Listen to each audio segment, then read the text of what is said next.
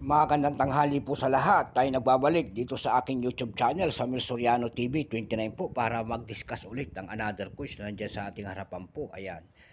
Magandang tanghali po, Luzon, Visayas, Mindanao, kung saan kayong panig ng mundo, lalong-lalo na ang aking mga subscriber po. Thank you so much po sa lahat. Doon naman po sa hindi nagkapag-subscribe at gusto ang ganito mga topic at napapanood, baka pwede makisuyo, pakipindot naman po ang ating notification bell para ma-update po kayo sa mga latest ko pang gagawin mga video po. Ang pag-uusapan po natin ngayon ay ang barya na sikat-sikat noon. Ayan po, yung 1983 na Agila. Ayan, 1983 na Agila. Ayan po. Makikita nyo po ang isang lalaki, imahe ng isang lalaki po nakaharap po sa kaliwang bahagi. Ayan. Siya po ay si Marcelo H. Del Pilar. Ayan po. Pagkatalikod nyo po naman, makikita nyo ang klase po. Ayan. Makikita nyo po ang isang klase po ng isang agila. Kung tawagin po nila ay Monkey Eagle. Ayan po. Pero mas kilala po yan na Pictopaga Jeffries. At years, 50 centimos po. Ayan. Ito pong 1983 na ito. Ayan. Marami ang pinag-uusapan sa barya na ito kasi yung letter B ay wrong spelling. Ayan po. Yung B, imbis na P, naging B. Ayan, kaya marami ang nagsasabi na error coins. Ayan po. Bago tayo magsimula sa ating talakayan, ayan, kilalanin muna natin ang coins na ito. Ayan po. Issue, Philippines po. Period, Republic, 1946, up to date po. Type, Standard Circulation Coins. Years, 1983 hanggang 1990. Value, 50 centimos po. Currency, piso, 1967, up to date po. Composition po nito ay copper nickel. May bigat po itong 6 gram. May haba pong 25 mm. May kapal po namang 1.62 mm. Shape, syempre round. Orientation, middle alignment po. Demonetized na po ito noong January 2, 1998. Reference number KM-242. Number N-2461. Ayan.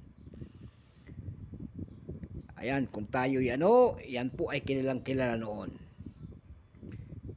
Ito pong 1983 na ito, tatlong variety ang ginawa po ng ating Bangko Sentral. Tatlong variety po ang ginawa.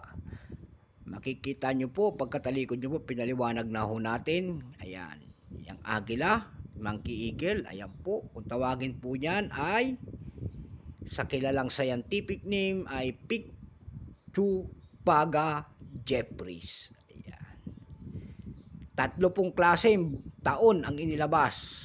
Iba-iba. Mayroon tinatawag sila ritong common. Ayan. Na 20 common na 22%. Ayan. Mayroon tinatawag sila 1983 proof. Mayroon naman tinatawag dito 1983 na error coins. Ayan. Dako tayo doon sa pinaka-common na 22%. Ayan po.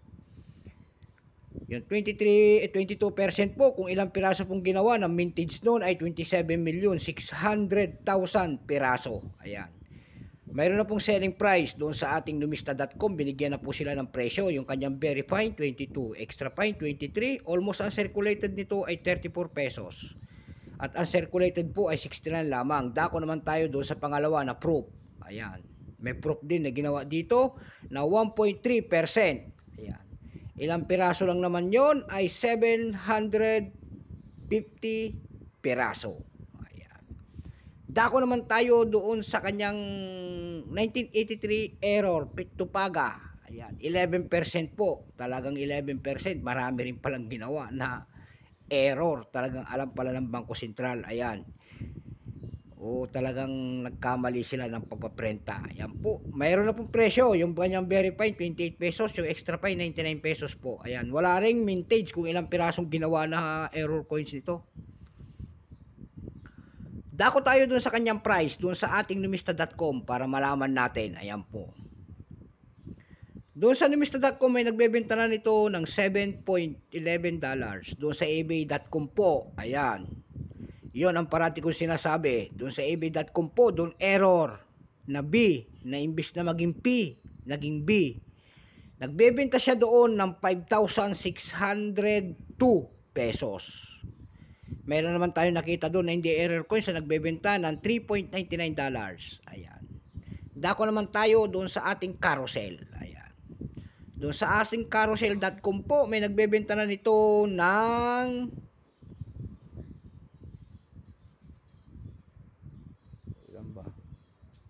12.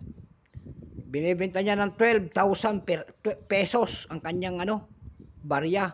Yung letter B na error. Ayan po, ang seller po doon ay si Danny Dubon. Ayan. Baka hindi kayo maniwala. Si Danny Dubon ang seller po. Ayan. Doon sa carousel page po, binebenta niya ang kanyang coins na 12,000 pesos. Mayroon naman tayo nakita doon na nagbebenta ng 199 pesos. 349 pesos. Mayroon namang errors, mayroon namang set, apat na coins, binebenta niya po ng 750 pesos only. Ayan. Sana naliwanagan kayo sa ating coins na ito. Ayan po, nakita nyo ang kanyang presyo. Maganda sana kung error. Ito, hindi to error yung akin kasi P. Ayan o, P Pupaga. Kung B Pupaga. Yan. Error sana, pero ito ay tama ang kanyang spelling. Ayan po. So hanggang dito na lamang po, Luzon, Visayas, Mindanao, kung saan kayong panig ng mundo po. God bless po sa lahat. Bye-bye.